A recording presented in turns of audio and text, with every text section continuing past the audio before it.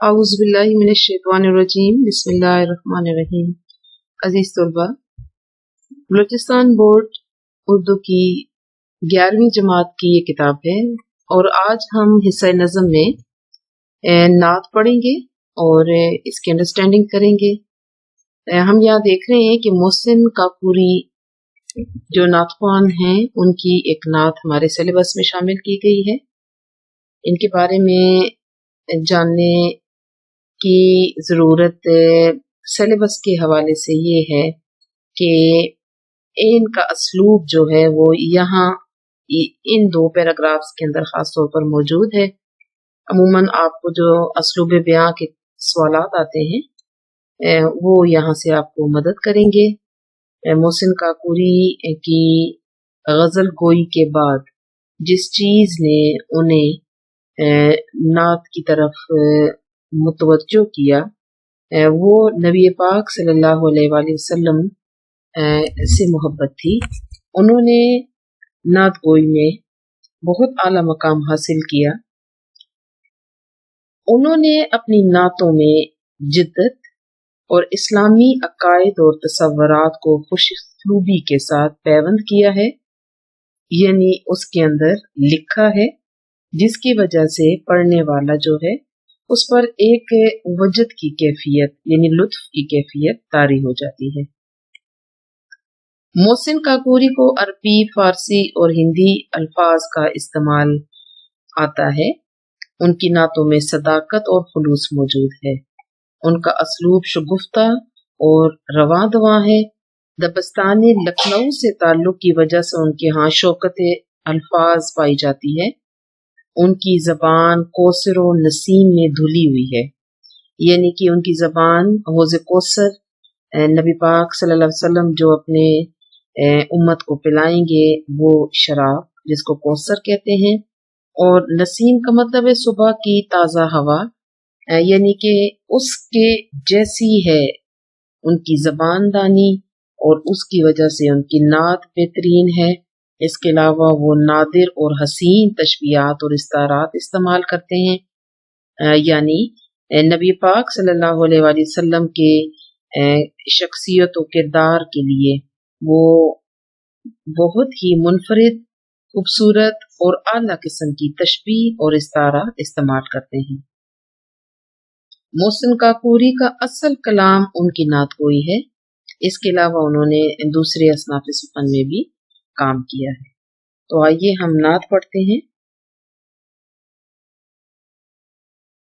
سخن کو رتبہ ملا ہے میری زباں کے لیے، زباں ملی ہے مجھے نعت کے بیاں کے لیے، تیرے زمانے کے باعث زمیں کی رونق ہے، ملا زمیں کو رتبہ تیری زباں کے لیے، ازل میں چن لیے خالق نے رنگ رنگ درود، بجائے لال و گوہر تیرے ارمغاں کے لیے، لکھا قلم نے یہ پڑھ کر درود کرسی پر، بچھی رہے یہ کسی خواندہ مہماں کے لیے، چمک گئی تیرے یاروں سے منزل توحید، یہ 4 اکے بنائے ہیں لامکاں کے لیے، تھی خوش نصیبی عرش بری شب معراج، کہ بنے سراپا قدم شاہ مرسلاں کے لیے، نزول نسخہ پاکیزہ کلام مجید، نزول نسخہ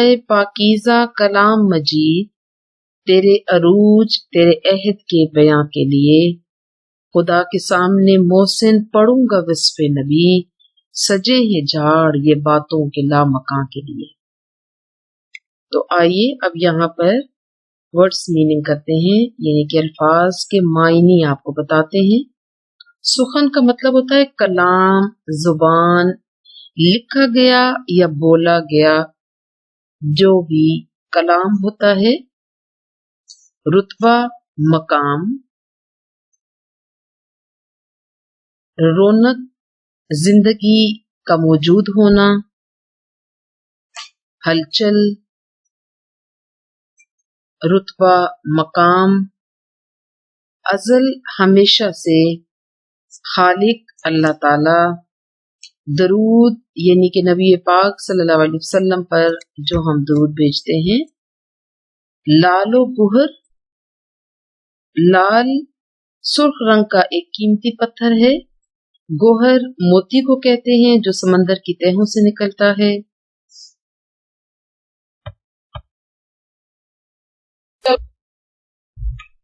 ارمغاں کا مطلب ہے تحفہ.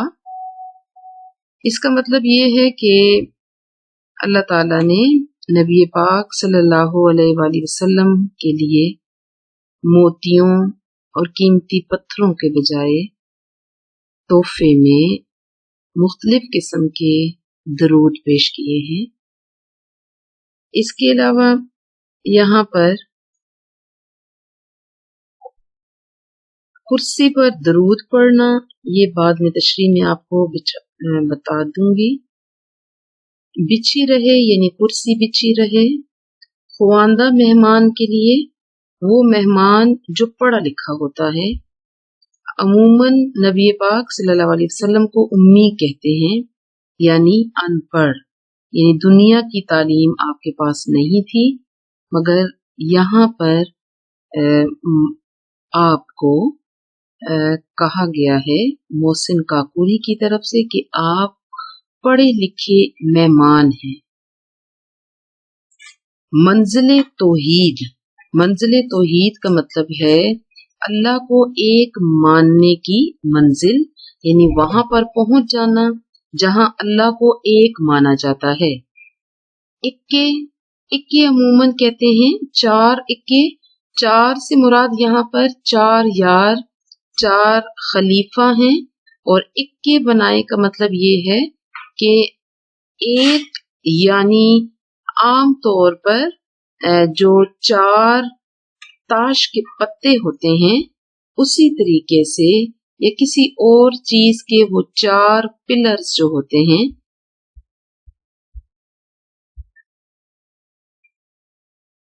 لامکاں کا مطلب ہے یہ دنیا جو ہوتی ہے جہاں پر ہم لوگ رہتے ہیں اس کو مکان کہتے ہیں. اور لامکان کا مطلب ہے اس دنیا کے باہر کی یا بعد کی دنیا، یعنی کہ جہاں پر اللہ تعالیٰ کا عرش مبارک ہے، یا یہ دنیا جب ختم ہو جائے گی تو اس کے بعد لامکاں کی دنیا، کائنات کی بہت بڑی وسعت جو ہے وہ شروع ہو جاتی ہے، جہاں انسان جو ہوتا ہے وہ بے بس ہوتا ہے اور اس کا بس نہیں چلتا اپنے کسی بھی عمل اور فعل پر. اور انسان کیونکہ اس دنیا میں رہتا ہے، اس دنیا کو انسان کا مکان کہتے ہیں. اور وہ دنیا جو انسان کے رہنے کی جگہ نہیں ہے یا وہ اس کی حد اختیار سے باہر ہے اس کو ہم مکان کہتے ہیں. عرش بری، اللہ تعالیٰ کا عرش جہاں پر اللہ تعالیٰ کی کرسی مبارک موجود ہے. شب معراج وہ رات جب نبی پاک صلی اللہ علیہ وسلم اللہ تعالیٰ سے ملاقات کے لیے تشریف لے گئے تھے زمین سے اوپر. سراپا قدم، سر، پاؤں اور قدم. سراپا قدم کا مطلب ہے پورا جسم. قدم آپ کو پتہ ہے کہ پاؤں کو کہتے ہیں. شاہ مرسلہ، تمام انبیاء کے بادشاہ حضرت محمد صلی اللہ علیہ وآلہ وسلم. نزول، نازل ہونا. نسخہ، نسخہ کہتے ہیں کسی بھی چیز کی ترکیب. پاکیزہ، پاک صاف. کلام مجید، اللہ تعالیٰ کا کلام. عروج، اونچائی. عہد، زمانہ. بیان کرنا، بتانا.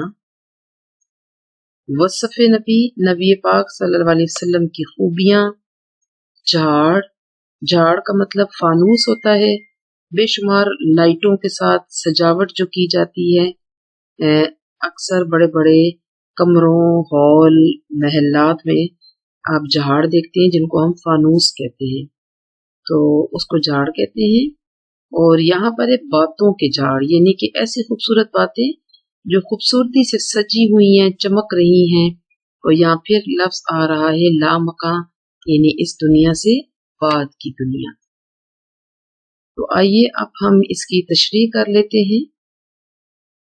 محسن کاکوری کہتے ہیں کہ مجھے اللہ تعالیٰ نے زبان دی ہے، اور اس کلام جو اس میری زبان سے نکلتا ہے اس کو اللہ تعالیٰ نے ایک بہت اونچا مرتبہ اور مقام عطا کر دیا ہے۔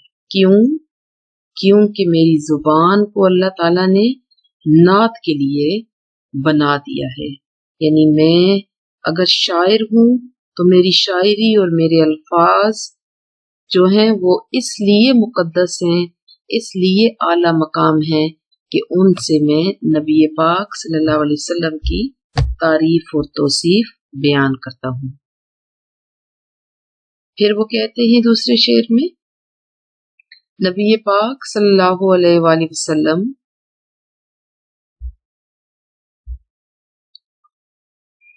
پہلے شعر میں شاعر نے اس بات کو اپنے لیے بہت ہی اعلیٰ مقام کا کام قرار دیا ہے کہ میں بھی شاعر ہوں، مگر میں غزلیں اور نظمیں تو لکھتا ہی ہوں، مگر جس چیز نے مجھے اردو زبان و ادب میں اعلیٰ مقام دلوایا ہے وہ میری نعت خوانی ہے، اور میرے اندر اللہ تعالیٰ نے ایک خوبصورت ترین چیز جو رکھی ہے وہ محبت رسول ہے، اور اسی محبت رسول کے توسط سے میں اپنے الفاظ کو ان کی تعریف اور توصیف کے لیے استعمال کرتا ہوں۔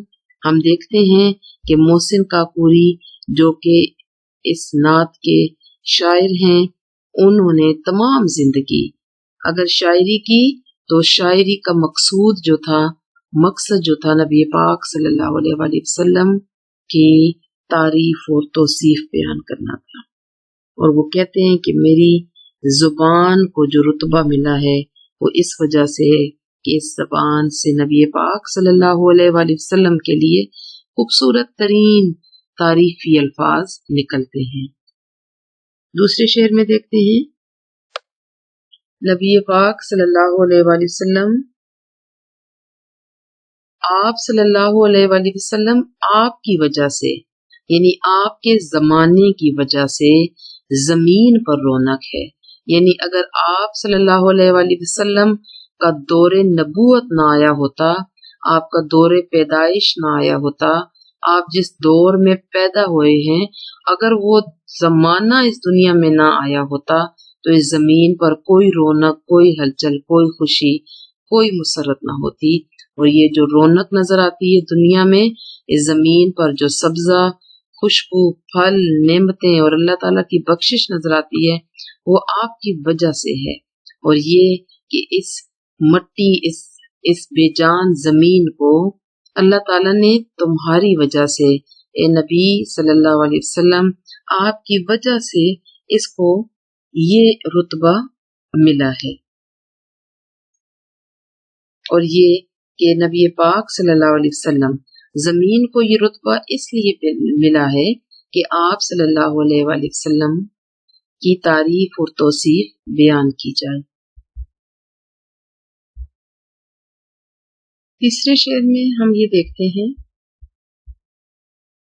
کہتے ہیں کہ زمانے کی جب ابتدا ہوئی، زمین پر اللہ تعالیٰ نے اپنا کرم کیا اور اس کی ابتدا ہوئی، یعنی ہمیشہ سے اور شروع سے اللہ تعالیٰ نے نبی پاک صلی اللہ علیہ وآلہ وسلم کے لیے رنگ رنگ کے درود بنائے، یعنی جو درود شریف ہم پڑھتے ہیں ان کی طرح اور بے شمار تعریفی کلمات جو نبی پاک صلی اللہ علیہ وسلم کے لیے مخصوص ہیں ان کو اللہ تعالیٰ نے بنایا، سوچا اور ان کو تحریر کیا۔ شاید کہتے ہیں کہ وہ ایسے سرخ رنگ کے موتی اور ایسے پتھر ہیں جو نبی پاک صلی اللہ علیہ وسلم کے لیے بطور تحفہ اور بخشش کے اللہ تعالیٰ نے چن رکھے تھے۔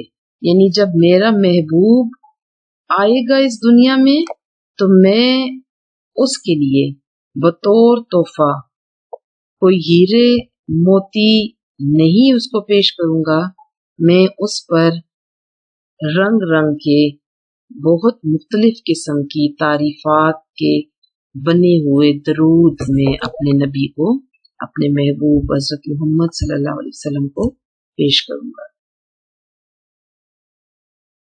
لکھا قلم نے یہ پڑھ کے درود کرسی پر، اللہ تعالیٰ کا جو قلم ہے، لوح و قلم، اس کو حکم ملا اللہ تعالیٰ کی طرف سے کہ یہاں پر میرے محبوب کے لیے ایک کرسی سجا دی جائے، اور ایک قلم تم اس کرسی پر بھی درود لکھ دو، اور یہ کہ یہ کرسی بچھی رہے ہمیشہ، میرے مہمان، میرے خواندہ مہمان، یعنی میں نے جس نبی کو دنیا اور آخرت کے تمام علوم بخش دیے تھے، مگر یہ کہ آپ کا کوئی استاد نہیں تھا اور آپ امی تھے۔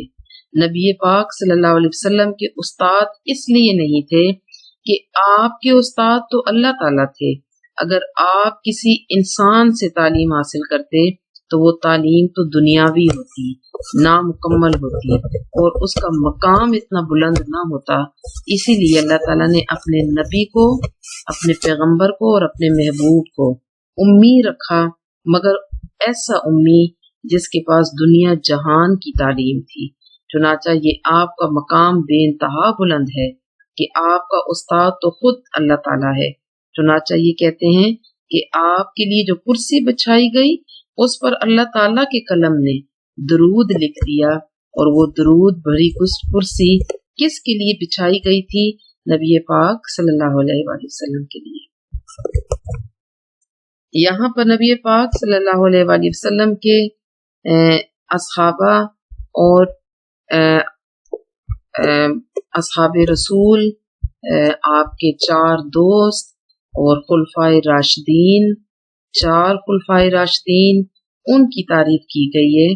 کہتے ہیں کہ چمک گئی تیرے یاروں سے منزل توحید، یعنی اے نبی، آپ کے جو 4 دوست ہیں، ان دوستوں کی وجہ سے اللہ تعالیٰ کے ایک ہونے کا جو تصور تھا اس کی منزل چمک گئی، یعنی ان کی کوششوں سے، ان کی مشقتوں سے، ان کی محبتوں سے، نبی پاک صلی اللہ علیہ وسلم کی چاہت میں انہوں نے اسلام قبول کیا، اور آپ کی محبت میں، اللہ کی چاہت میں ان کا نام پوری دنیا میں روشن کیا اور اسلام کو پوری دنیا تک پہنچا دیا۔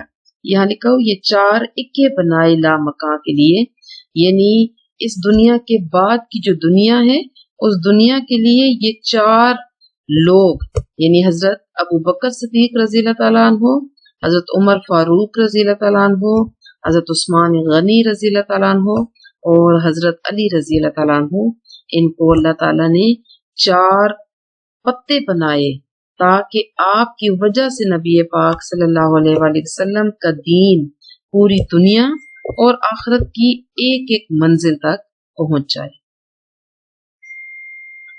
کہتے ہیں کہ عرش پری، یعنی اللہ تعالیٰ کے عرش کی اس دن خوش نصیبی کی انتہا ہو گئی تھی جس دن شب معراج تھا، یعنی جب عاشق نے اپنے محبوب کو مکمل خوبصورتی، مکمل رتبے اور مقام کے ساتھ اور مکمل عزت و احترام کے ساتھ اپنے پاس بلایا اور اس کے لیے شب معراج کا انتخاب کیا، اور آپ صلی اللہ علیہ وسلم جن کی تعریف یہ ہے کہ آپ نبیوں کے بھی بادشاہ ہیں، آپ جب عرش پر پہنچے تو آپ کے مبارک قدموں سے عرش کو بھی خوش نصیبی محسوس ہوئی اس دن جس دن شب معراج تھی، اور نبی پاک صلی اللہ علیہ وسلم اپنے اللہ سے ملنے کے لیے، اپنے دوست، اپنے عاشق سے ملنے کے لیے اس کے پاس تشریف لے گئے تھے۔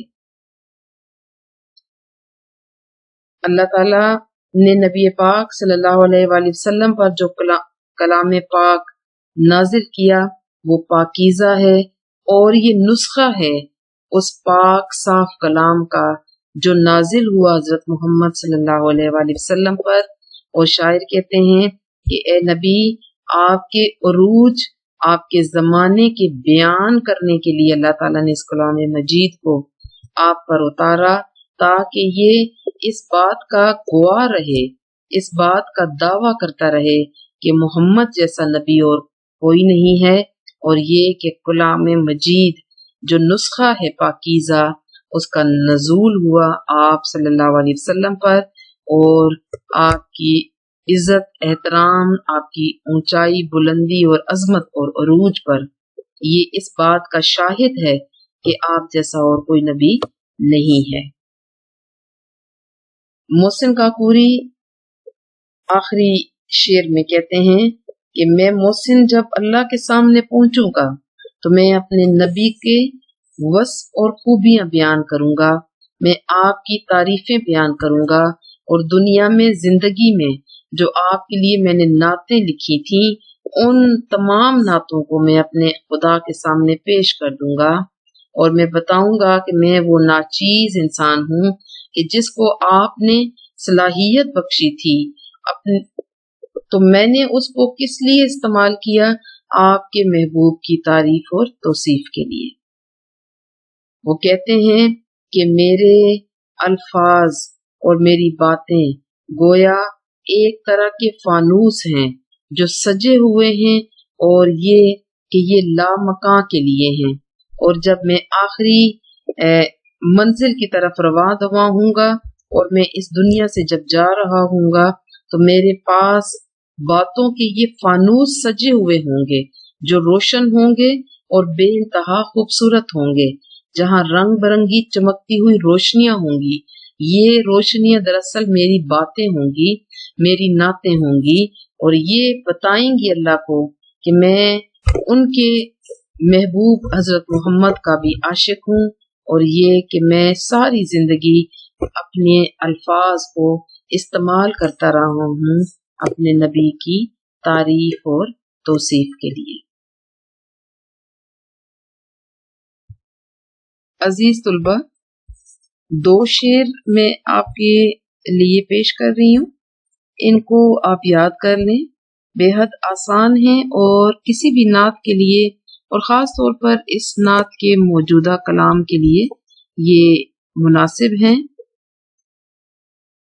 وہی زمانے میں عالی مقام ہوتا ہے، وہی زمانے میں عالی مقام ہوتا ہے، زباں پہ جس کی درود و سلام ہوتا ہے، شرف یہ کس کو ملا ہے میرے نبی کے سوا، کہ عرش پر بھی خدا ہم کلام ہوتا ہے۔